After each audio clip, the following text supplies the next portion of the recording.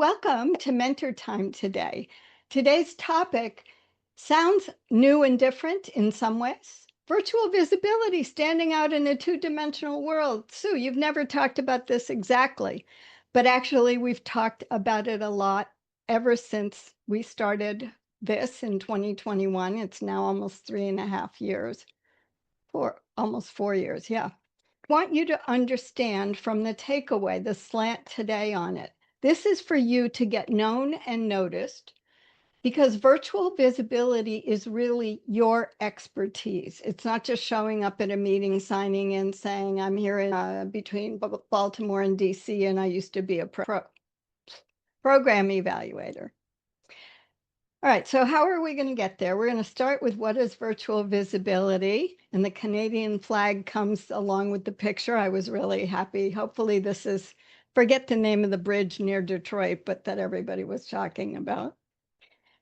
Then we'll move on to attention. And we've talked about getting attention before. This is a slightly different slant. And we always end with what should you do? And there will be many things that we've talked about that some of you committed to, including me in the past. And here's another opportunity. What is virtual visibility? I'm going to turn that back to you. What is it for you? A definition, a few words, whatever you want. There's no right or wrong answer, but I'm going to be quiet for a minute and let you put something in the chat if you're so inclined.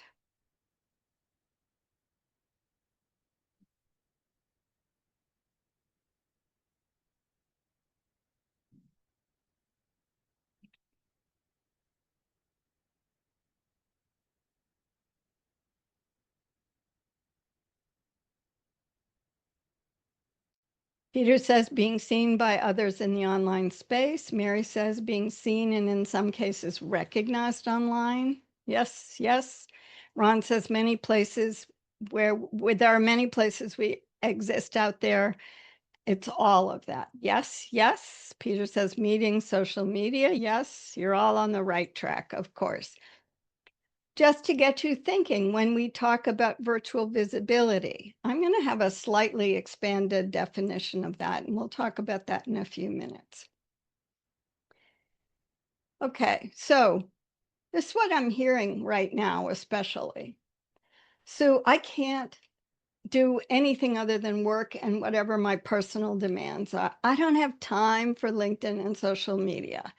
Other social media. And we've been hearing this for a long time, and it's especially frantic right now with the job search situation. Or people who say, so I don't have much expertise. When you say it's your expertise, what's mine? And this one's affecting all of us. The sea of sameness. Why should I do more? I'm competing with all these other people that are just like me or more skilled or more experienced or whatever more is. And it's very hard for people to feel like they have any control. I'm going to take you back to geometry and two-dimensional virtual visibility. Almost everything we do nowadays is offering us a virtual visibility opportunity.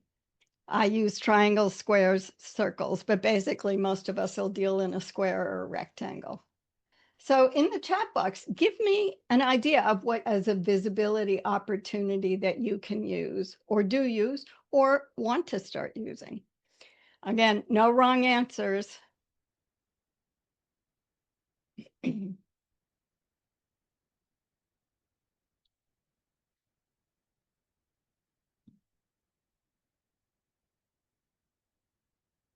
Notion, that's certainly for some sharing things and using it for yourself to plan for that. Mary, that was from Ron Peters. Sorry, Mary says, commenting on a LinkedIn post or creating your post. Excellent. Yes, that's for sure.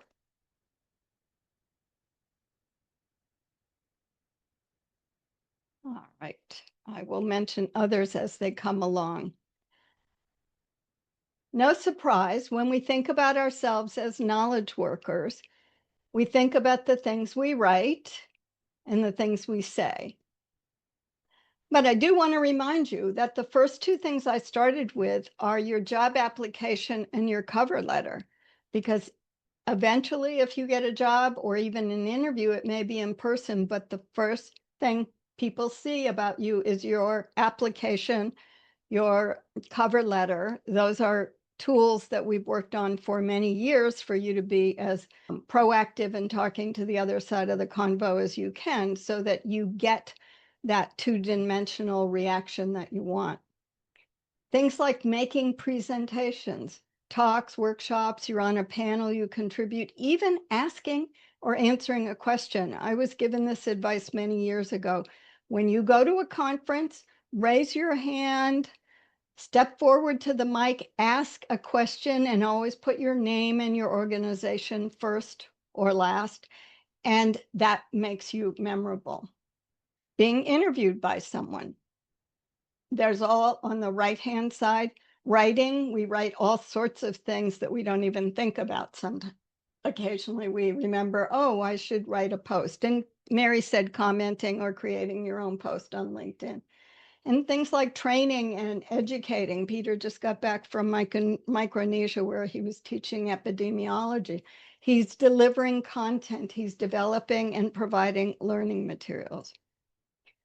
You're probably going to get sick of this picture and this message, because I think I've used it repeatedly, including the last time we met 2 weeks ago. The goal is the scroll I talked about again.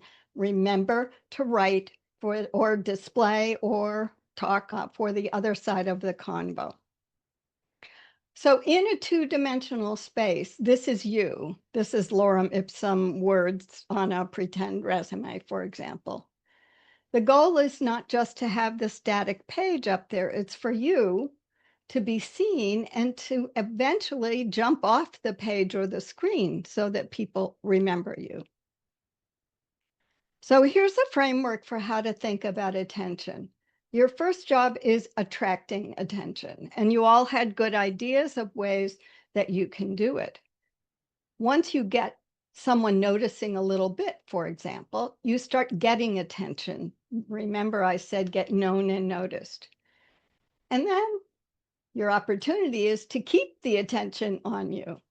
So the first part, attracting attention, is going to be the longest, because I want to go through things that I've talked about before in terms of scannability, readability. Ron and I focus a lot on that with you, but also on some other ways to think about it that I haven't brought up in the past. When we open a screen, when we open a document on a screen, when we open a document, even a physical document, Western cultures read from top left, maybe go across, but always then go down. Now put a 1 in the chat box if you've heard of the F pattern for reading or skimming.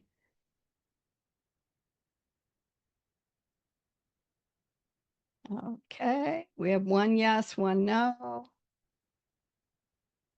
We're up to 2 yeses and a possible and a no. I'm not surprised, because even though I talk about it a lot, and Ron and I both talk about scannability and readability, I looked back at my presentations. I've talked about this twice, and again, not a problem. I don't know if you learned it from me or you think you might have. It doesn't matter. Just be aware of it. There are a lot of reading patterns, including the Z pattern, but this is the most common. And that's because our brain wants to make sense of chunks of written stuff. So we read across the first line, we skip down to some perceived middle, the short part of the F, read a little bit more, but don't go across the line. And then again, the left margin is going to be your best friend.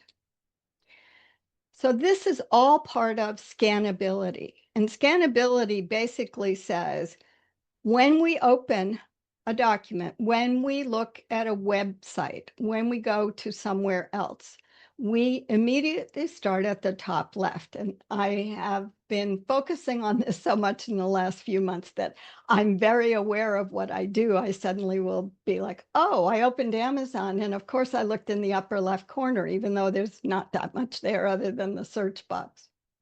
But notice that this isn't just words and sentences, it's also images and illustrations. And that leads me into a topic I don't think I've covered with any of you before, pre-attentive attributes. One of the early, I think in the first year that I did MentorTime, I talked about your CV as data visualization. You've got the words in there and what we call the context, and also the formatting of those, and that makes your content. In data visualization, this is talking about how people show data in graphs, in charts, even in words, qualitative quotes, for example. This is from Tableau, from a blog. I liked the way that they did it, and I want to show you not five, four of them. I'm going to use a resume that I have mostly blinded. The person who let me use her information said doesn't matter if they find something that has my name in it. First thing is position, and we already mentioned that. You start at the top left and read down. The left margin's your best friend. It also, the left margin, guides people in skimming and scanning. So you'll notice here, everything is left aligned, including bullets brought right to the edge, and then a smaller indent if you have a second level of bullets.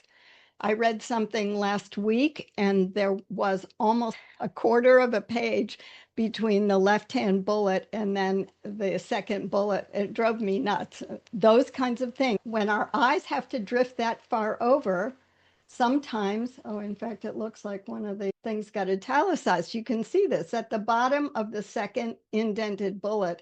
You can see how it got indented. When our eyes have to drift that far over, we have trouble, and it takes time. We have trouble making a sense of it. So microseconds matter, especially when you have 7 to 10 seconds to catch a skimmer's eye in your job applications reading your CV. The second group is on size. I turned to my resume because I knew the header had what I wanted to show you. I keep seeing resumes that are, I saw one the other day. The person had incredible qualifications from federal government employment jobs, and yet she had a 2-column resume. She didn't have her degrees after her name. And her name was probably 20 or 30 points high. Generally, we recommend no more than 2 to 3 points higher for your name, the top part of your heading, than the body font. So my body font, I think, is Daytona. It's 13 for my header. The stuff underneath isn't that important immediately, so that's 11, the body font.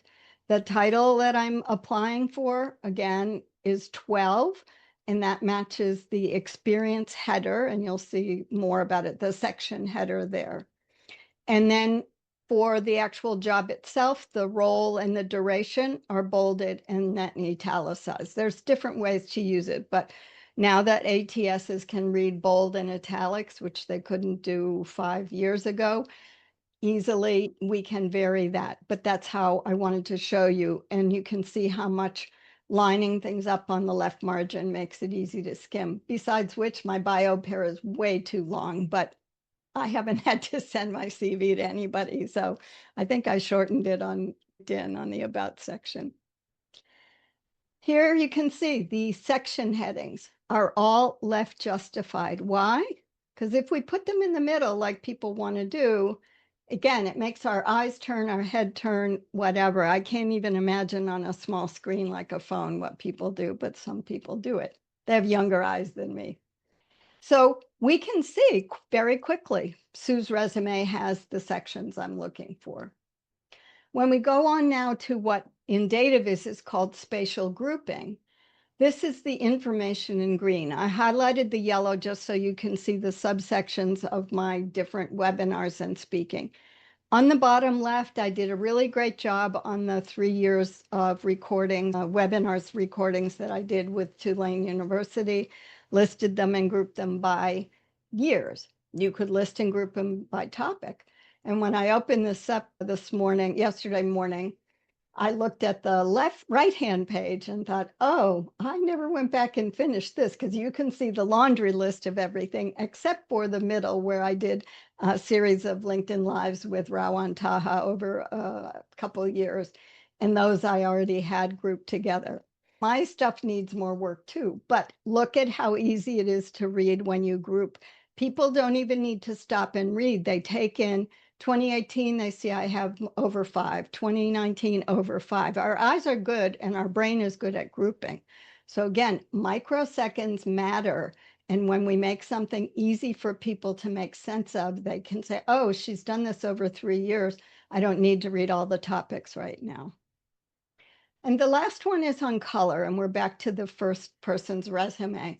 She used it in her name, in the job she's applying for, in her section heading, and in her role, organization, and duration.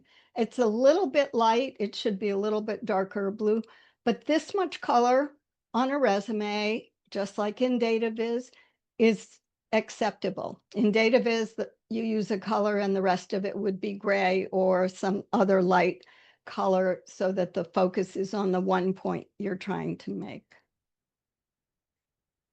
And I know I haven't told you about this because I knew about it, but I never knew there was a term for it until my friend Anne, who I was catching a replay of something she did the other day, and she talked about the visual superiority effect.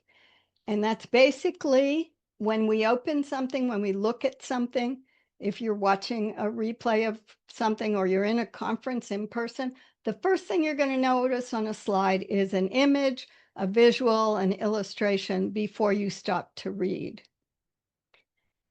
Stephanie asked, why did I list the oldest workshops? Because I hadn't done the job to reorganize them. When you do those long lists, Stephanie, it's not so critical the order you put them in, except for refereed journal articles. At least for scientific journal articles, I would recommend that you put them in the most recent order, because if people go to your pub section, the first thing they'll see is that you've had a pub in 2024 or 2025. Most of the time, that list that I showed you is a historical document or a way for you to keep information you want to aggregate in 1 or 2 sentences. Yeah, so I told her I haven't finished the last parts of my CV. It's always humbling for me to find information from my stuff to talk to you about and then find out how much am I the do what I say, not what I do? Probably. All right, so we're going to go out beyond images and illustrations, which could also include icons and drawings. But let's talk about what they are and where to place them. I was watching a replay yesterday of a panel talking about AI and upskilling and things like that. And this one struck me because the first thing I see, of course, is the image. And I'm thinking, why are there fireworks? It's even the title doesn't match it. Again, these are big experts, so I don't want to criticize. I have no idea whether they're media people did them, but catalyzing AI readiness, but we're not there yet. This is all a preparation thing. And well, if this were me, I'd have a checklist or something. But that's because I'm very basic in certain things. I find it distracting now that I've learned more about the visual superiority effect to have photos on the left. I don't think it's a big problem. I checked with my DataViz person, Ann Emery, today, and she said you can put them where you want, just be consistent or have a reason for moving them around. But I did see a LinkedIn post yesterday from New Range Copper Nickel, who's paying LinkedIn for ads, so they must be wanting to get more people into exploratory mining and things like that. I really like this because when I opened it in the LinkedIn feed, I looked immediately at the quote because the quotes pulled my eyes and the 2 little quotation marks, and then the bolded information about who this guy is. And I didn't even realize until I finally read the quote. It was very interesting, but I liked that the visual, because it wasn't essential, it was just more information about Paul. Yes, I saw the typo. Not only that, there's a typo impact right here, minimize impacts. Oh yeah, you wrote in the quote. Mary's an editor and writer, so yes, that's very true.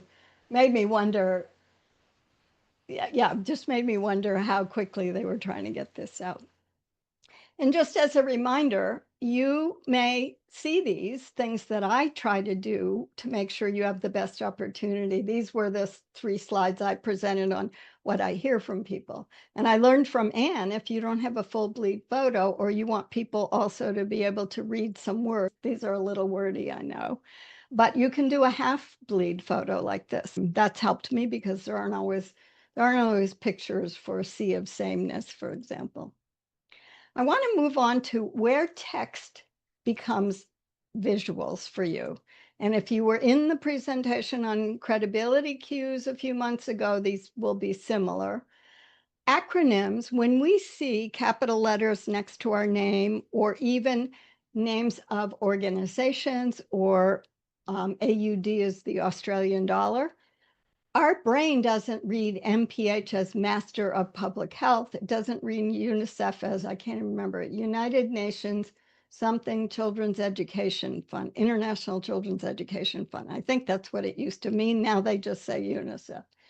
Those are acronyms, but our brain can see those. And that's why I talk to you about writing your name with your degrees after it. Even if it's in your heading information, put it in your bio para because it gives you credibility. People see it, it stops the eye, and it also helps them understand your credibility. Abbreviations. When you write DR or PROF or SR with a period or no period if you're in Europe, people don't need to read those. They know what it is, like our degrees. But if you write Dr. Sue Griffey with DOCTOR, our brain stops and reads that whole thing. Again, microseconds, but this is a way they don't necessarily need to focus on Dr. Sue Griffey. I've already said I have my degrees, or if you want to focus, you can. But the important thing is that you know that you can use abbreviations as little images. And I think all of you have been on the discussion about writing outcome-based contributions to show your evidence-based results. The use of a number, 5 years, 20 countries, and probably, yeah, let's just leave it at that because I just realized something I could have talked about. I'll talk about it next time. When you put a number next to a noun, it gives it context, but the number draws the eye. That's when we scan, we pick up unusual things, and unusual things are all capital letters or initial capital letters in the middle of a sentence, for example.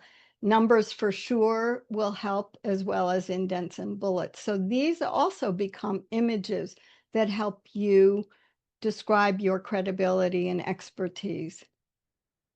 That was just attracting attention. So let's go back to now go on to getting attention. And here's the list that I showed you. So what's the commonality in all of these locations, the places for visibility? What's the commonality here for you? Any ideas?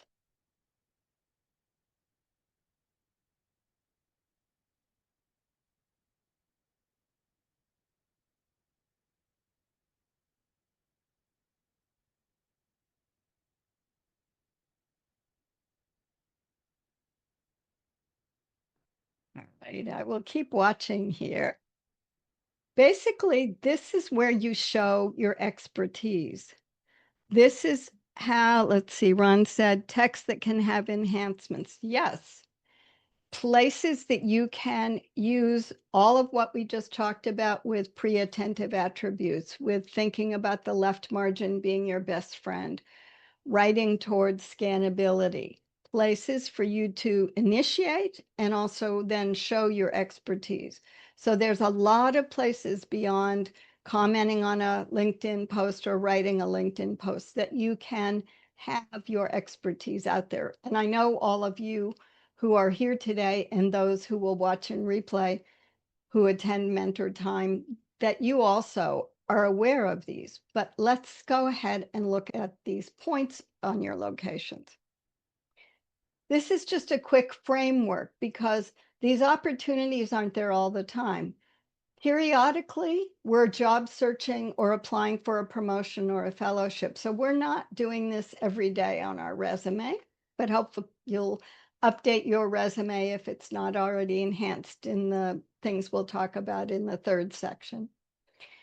Online platforms are available 24/7, and LinkedIn and other places do have some expectations that maybe you don't post in the middle of the night, but I've posted early morning. I wake up sometimes at 3 or 4 in the morning, and I have a friend from LinkedIn meetings who is out in Australia, and she's up at that time, and she'll comment and say something usually on it.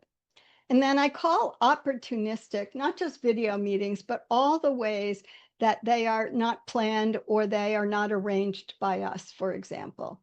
I guess I could consider MentorTime under this rubric, but you would also think about things that are opportunistic for you to be able to attend a conference and run into people, which is certainly a way to expand your virtual visibility. They may recognize you from LinkedIn. So let's start quickly with this LinkedIn first box. We've talked about this lots, just a quick review.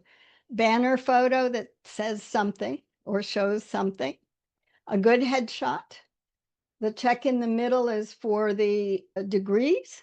I did name record. I recommend you do that if you haven't. And then the first part of my headline, and I deliberately only put the yellow box over half to show you I arranged this not by accident. I arranged what I could put where to get as much on the left margin as I could. I don't always take all that care, but this is just there for you to start with. That again, we're attracting attention and getting attention. Substantive commenting, you've heard me talk about it, but here's the thing. There's a degrees of substantive commenting.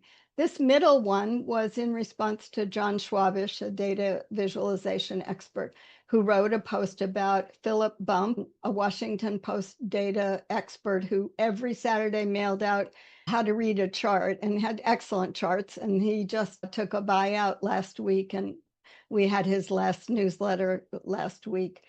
So I miss it. I look for it every Saturday. It's always interesting. He shows the old one about Jon Snow and where the pump handle was that spread cholera.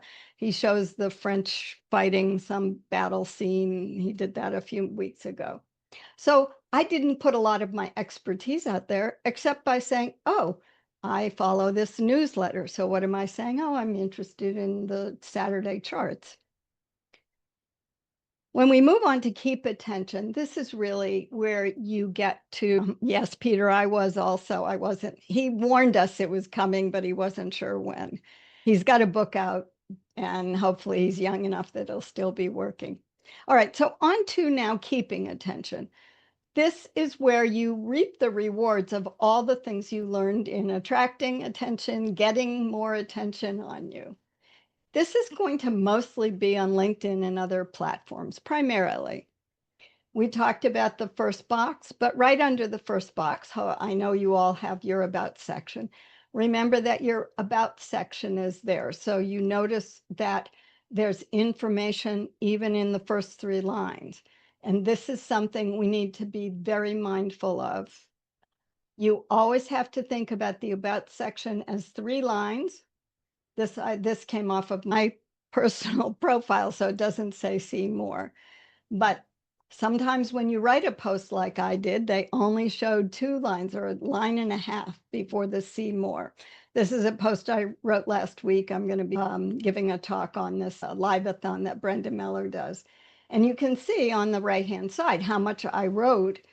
What have I found?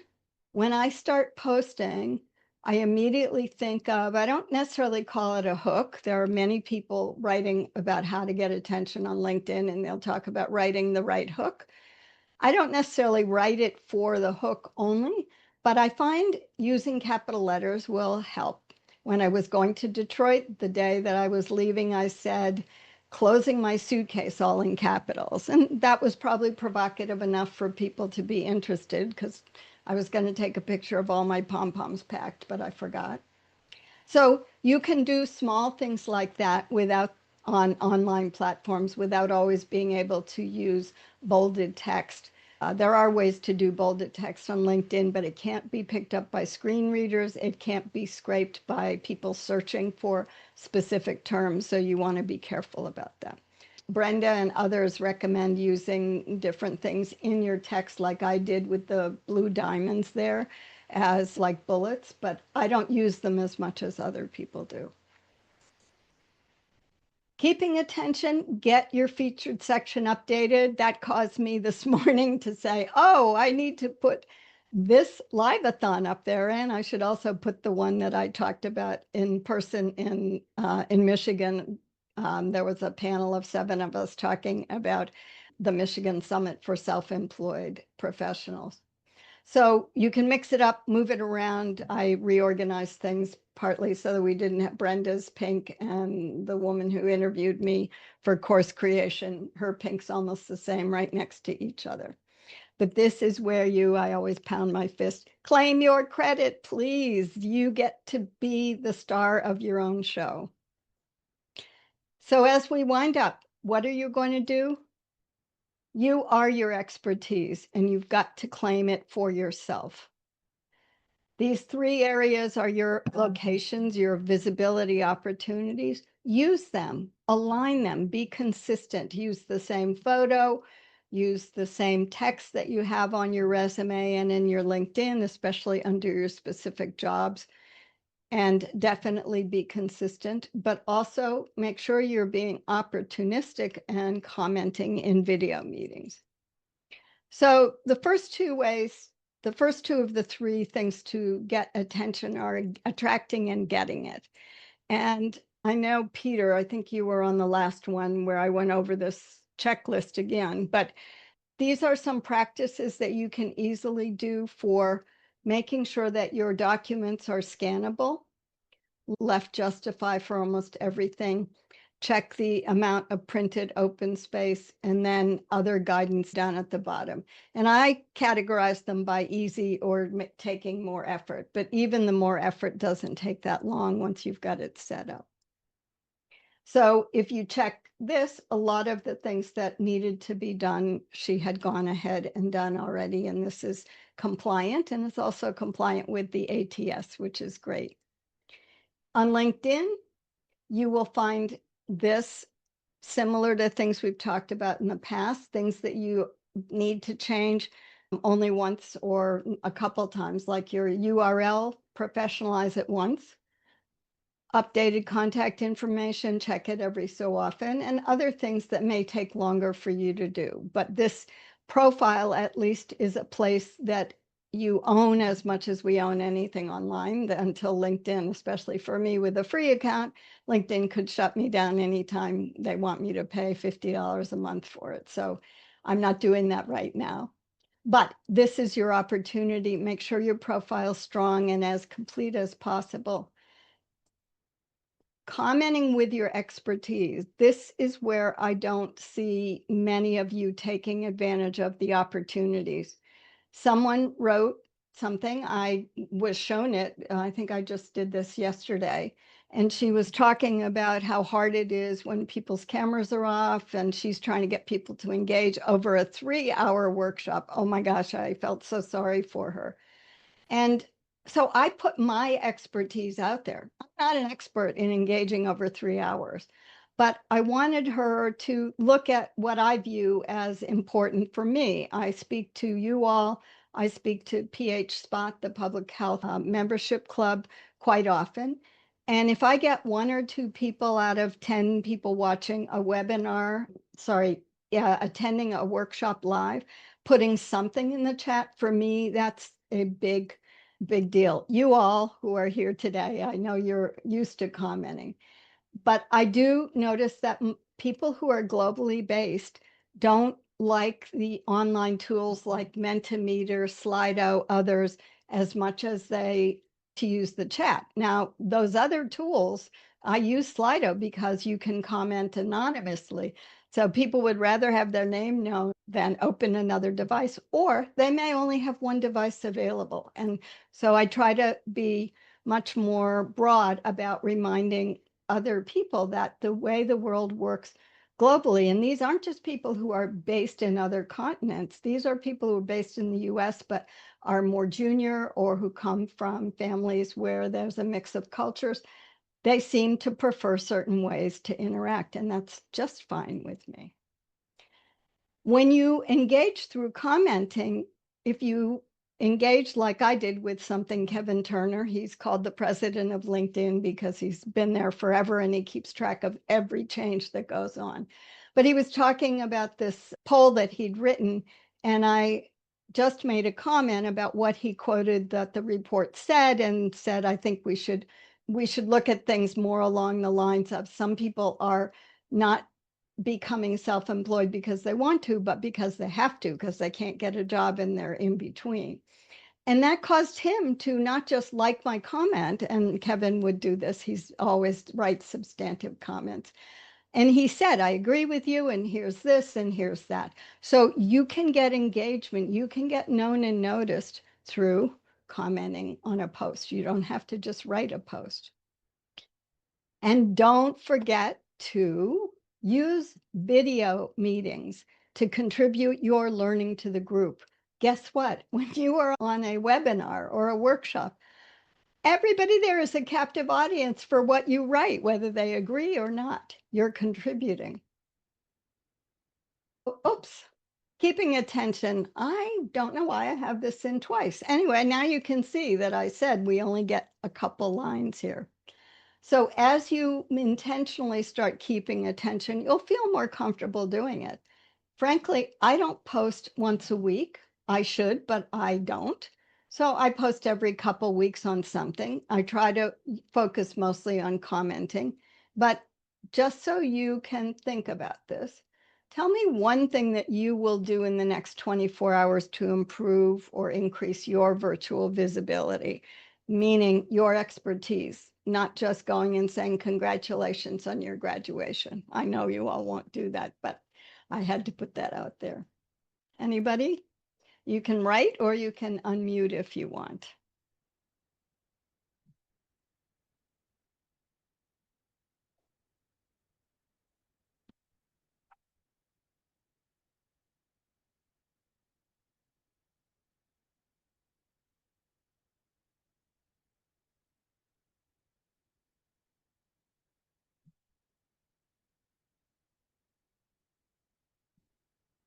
Ron says offer useful additions to someone else's comment. I love that. Excellent. Yes, exactly.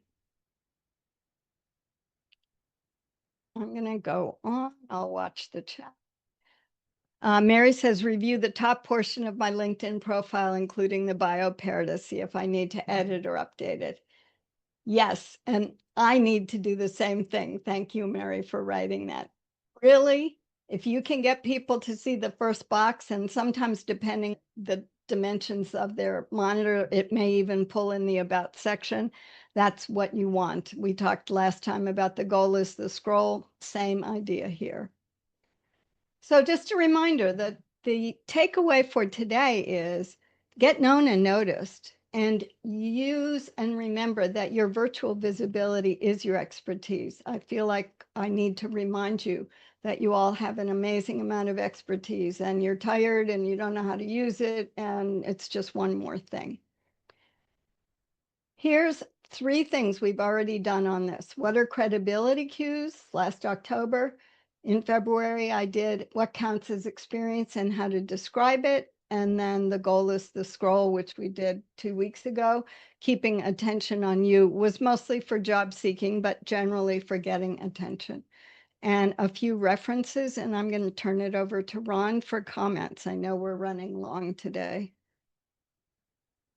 Yeah, thank you, Sue. I think this is really interesting. As I was going through it, I jumped ahead in my mind to things that you then covered.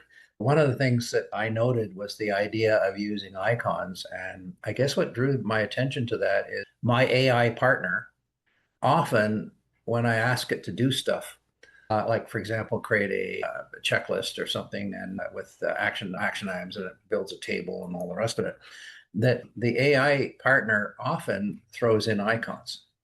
And I thought interesting because it does attract the attention. And so somehow my AI partner is smarter than me. And so this idea, and so I've been abusing it more. In fact, sometimes I use the AI partner just so I can get the proper icons, because they seem to be able to pull it together when I have a hard time figuring out where they are or might find them. So that's just one point. Another one, what's interesting, the other day I was working with an individual who was writing something, and the person understands in their own mind that they're really good at writing. And anyhow, I was working with the individual, and then when it was all done, I had to look at it and I said, "You said these things, but you didn't provide the evidence." And in other words, I'm really good. Just trust me, I'm really good. As opposed to saying I'm really good because, and then provide some evidence that's true. And it's funny, it's the work we've been doing together, Sue, has ruined me. I can't. I had to bite my tongue and hold back because that's what I thought is. I said, "You haven't proven it to me," and I thought, "Okay, I've been spoiled. I've been ruined." And one other thought, you talked about the idea in virtual meetings and so on, and trying to and using the chat box and so on. Recently, the group that I'm with, we meet Monday mornings. We've been using breakout rooms. Now we're a size that's good so that you can get engagement in there. And so that, and the group has turned into being quite vocal. So it's been a very interesting thing where we've been able to use breakout rooms where individuals are now sharing their thoughts, expertise, etc., so that they are truly becoming showing their virtual expertise. I guess that's it. And it's really contributing to the sessions that we have. And we've decided that we're using breakout rooms more and more. And I appreciate you didn't talk about that. And when you get into very large groups and certain other things and managing breakout rooms and all the rest of it can be a challenge. But that's just a thought as well as to how you can add a measure of credibility when you participate in a breakout room. Stephanie had a, And oh, sorry, let me just go ahead. interrupt you. Stephanie had a good question. How many people do you have in a breakout room since they're very participatory?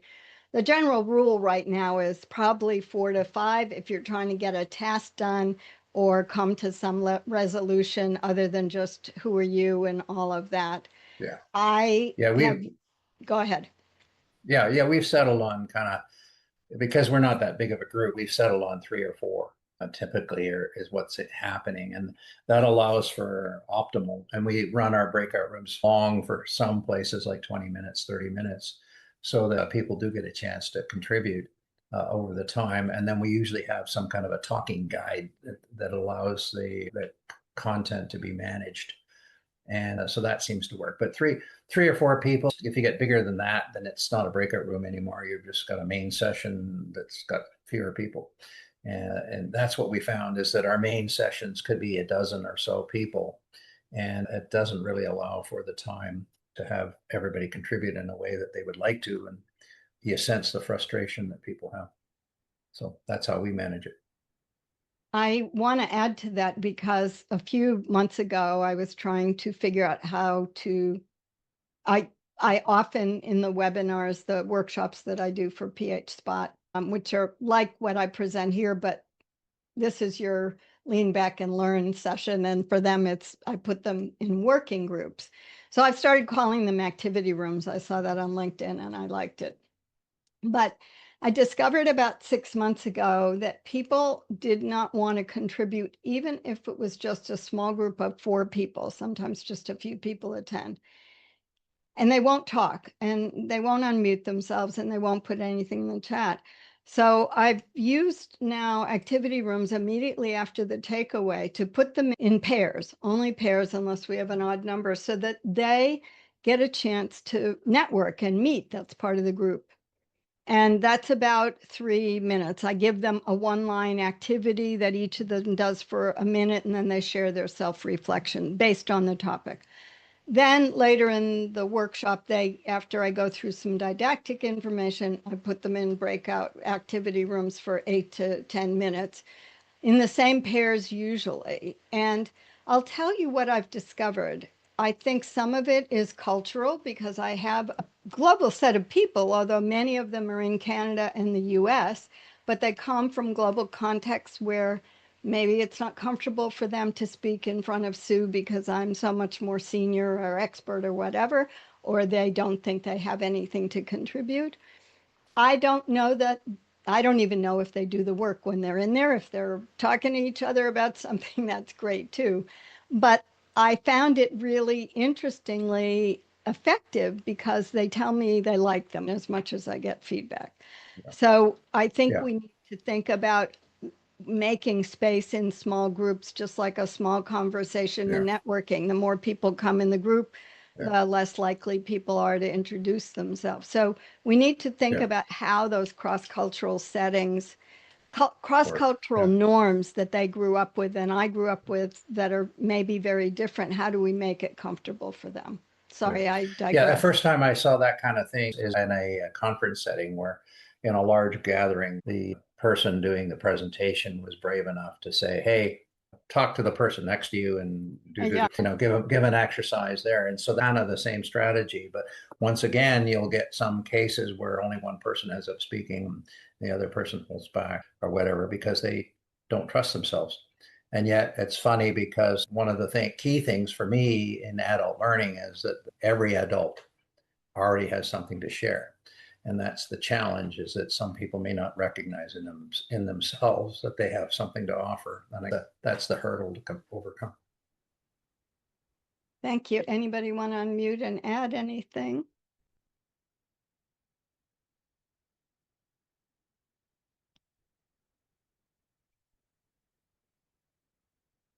All right, I'm going to put you both on the spot. Give me a one if you liked learning more about the science behind what you control in your side of the convo, or a two if it was too much. So one if you liked it, and two if you'd like less of it, because this was more heavy on. Mary says one, Ron says one, Stephanie says Ron. Please, I will move to the next slide if you will close the meeting for us. Yes, thank you everyone for participation today. And Sue, thank you for this. It was very, very interesting. You brought in, often I think that when we get together, oh, well, we're going to have a slightly different team on a particular topic that we may have covered before. But I think this time you actually did hit some things that are quite different. And I thank you for that because it presented it in a very interesting way, I believe. It made me think certainly as well about some aspects of making things more visible, more noticeable. And so thank you very much for that, and look forward to for all of us getting together next week.